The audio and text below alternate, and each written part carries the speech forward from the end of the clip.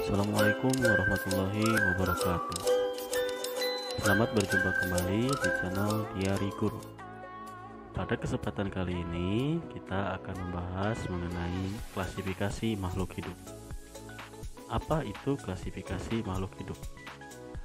Klasifikasi adalah suatu cara pengelompokan dan pengkategorian yang didasarkan pada ciri-ciri tertentu. Semua ahli biologi menggunakan suatu sistem klasifikasi untuk mengelompokkan tumbuhan ataupun hewan yang memiliki persamaan struktur. Kemudian, setiap kelompok tumbuhan ataupun hewan tersebut dipasang-pasangkan dengan kelompok tumbuhan atau hewan lainnya yang memiliki persamaan dan kategori lain. Hal itu pertama kali diusulkan oleh John Gray yang berasal dari Inggris. Namun, ide tersebut disempurnakan oleh Carl von Linné, seorang ahli botani berkebangsaan Swedia yang dikenal pada masa sekarang dengan Carolus Linnaeus. Selanjutnya, tujuan klasifikasi makhluk hidup. Mengapa makhluk hidup yang ada di bumi perlu dikelompokkan? Berikut ini akan dipaparkan mengenai beberapa tujuan dilakukannya klasifikasi makhluk hidup. Yang pertama, mempermudah proses mempelajari makhluk hidup. Yang kedua, mengetahui hubungan kekerabatan. Ketiga, membedakan makhluk hidup yang satu dengan yang lain. Yang keempat, menyederhanakan objek studi.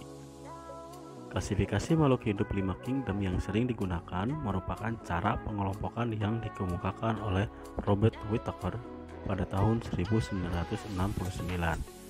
Dia membagi makhluk hidup menjadi 5 kelompok besar, yaitu Monera, Protista, jamur, tumbuhan, dan hewan. Yang pertama, kita akan membahas Kingdom Monera.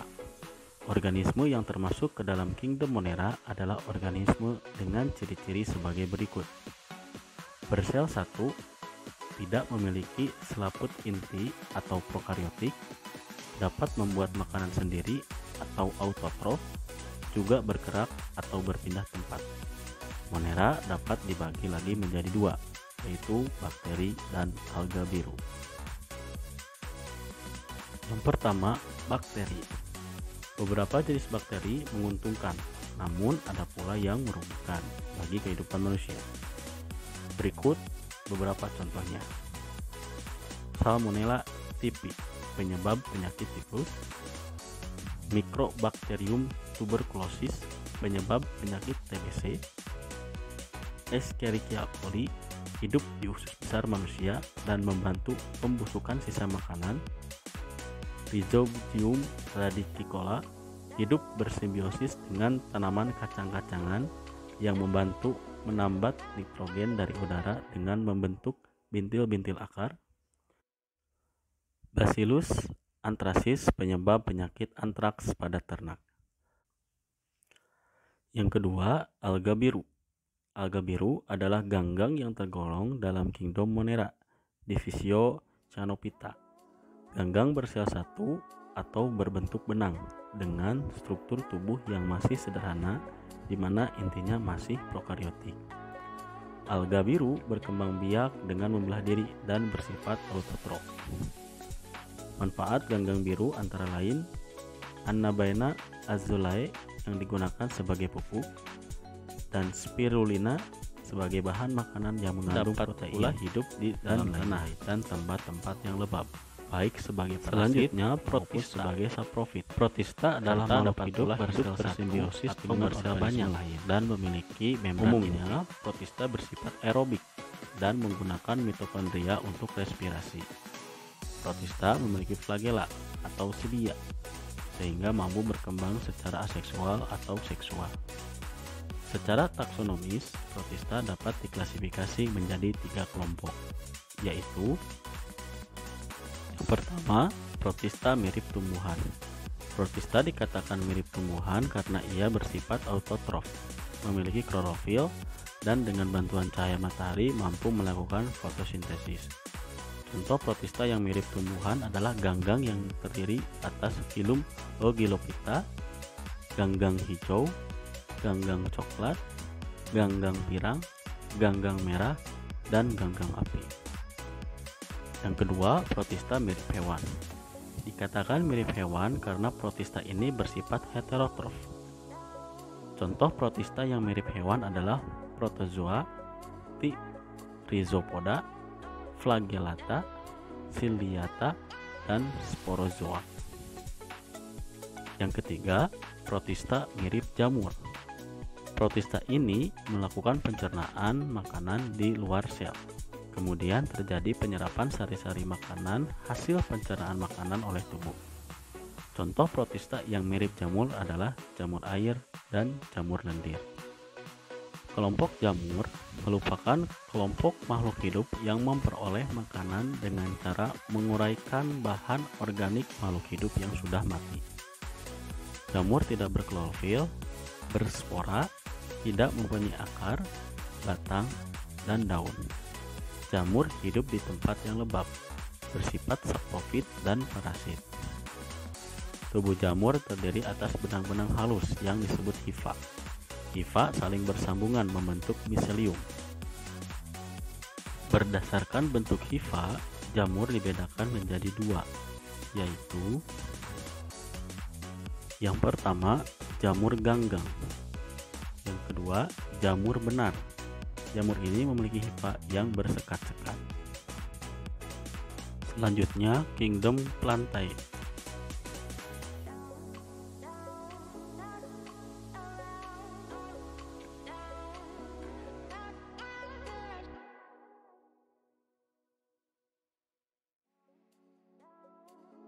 Kingdom Plantae dapat dikelompokkan menjadi dua kelompok, yaitu tumbuhan tidak berpembuluh dan tumbuhan berpembuluh. Tumbuhan yang termasuk ke dalam kelompok tumbuhan tidak berpembuluh adalah tumbuhan lumut. Sedangkan tumbuhan paku dan tumbuhan berbiji termasuk tumbuhan berpembuluh. Tumbuhan dibagi lagi ke dalam beberapa kelompok. Yang pertama, tumbuhan lumut.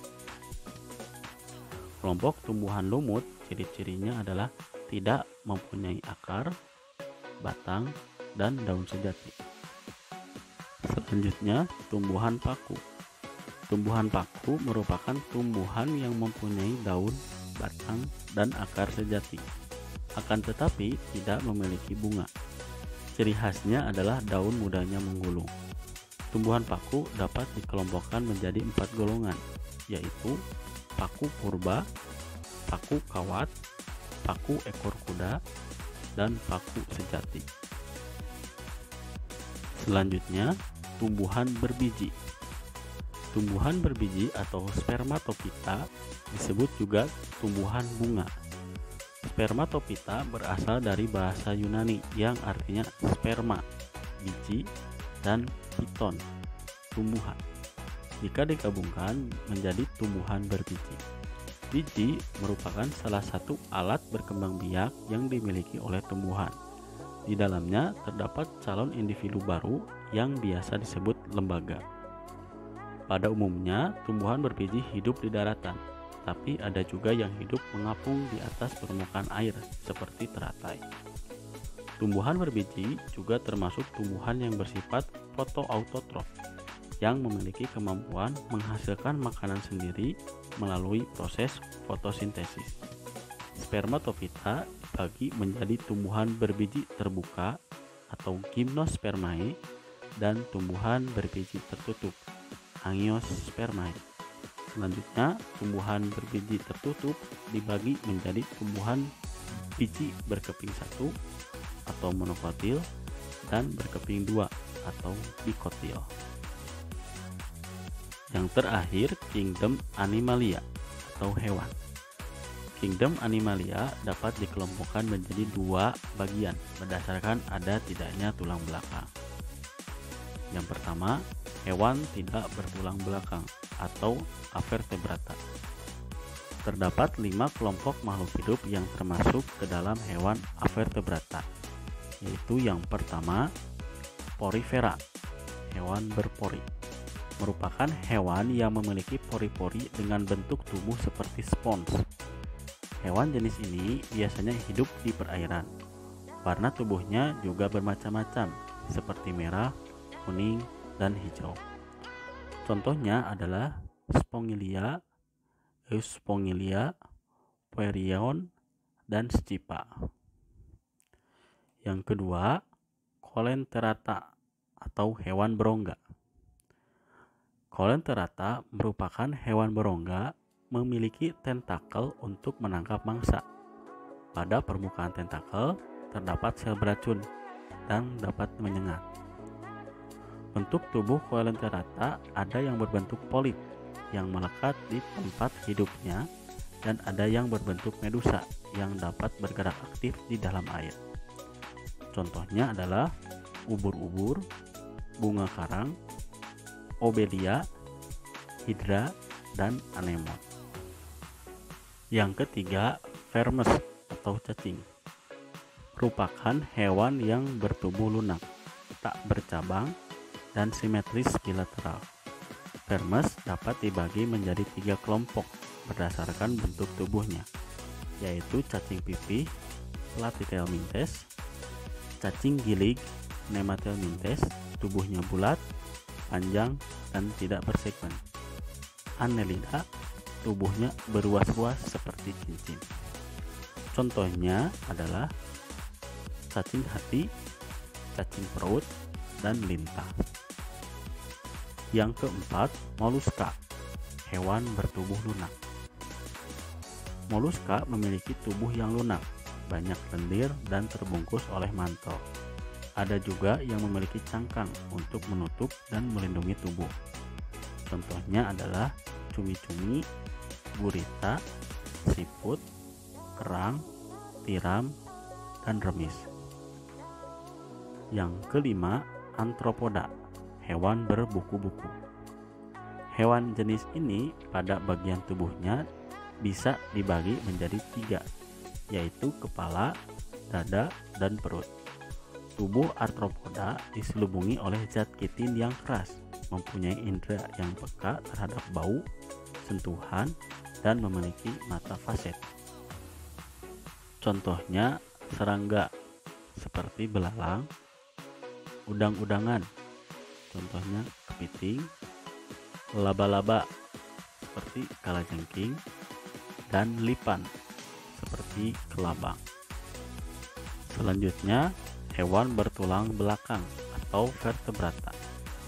Hewan bertulang belakang adalah kelompok hewan yang memiliki tulang belakang atau tulang punggung. Hewan vertebrata dapat dibagi menjadi 5 kelompok, antara lain: yang pertama, ikan. Contohnya ikan mas, ikan pari, dan lain-lain. Yang kedua, amfibi, yaitu hewan yang mampu hidup di 2 alam, darat dan air. Contohnya katak. Yang ketiga, reptilia, hewan yang berjalan dengan cara merayap. Contohnya kura-kura, ular, dan buaya. Unggas, yaitu hewan yang tubuhnya tertutup oleh bulu. Contohnya burung merpati dan ayam. Dan yang kelima, mamalia atau hewan menyusui, yaitu hewan yang beranak dan memiliki kelenjar susu. Contohnya seperti sapi, kambing, kera, dan orangutan. Demikian pemaparan tentang klasifikasi makhluk hidup pada kesempatan kali ini. Semoga apa yang telah disampaikan ini dapat membantu untuk memahami materi yang telah disampaikan. Jangan lupa dukung terus channel ini dengan cara menekan tombol like, memberikan komentar, dan menekan tombol subscribe.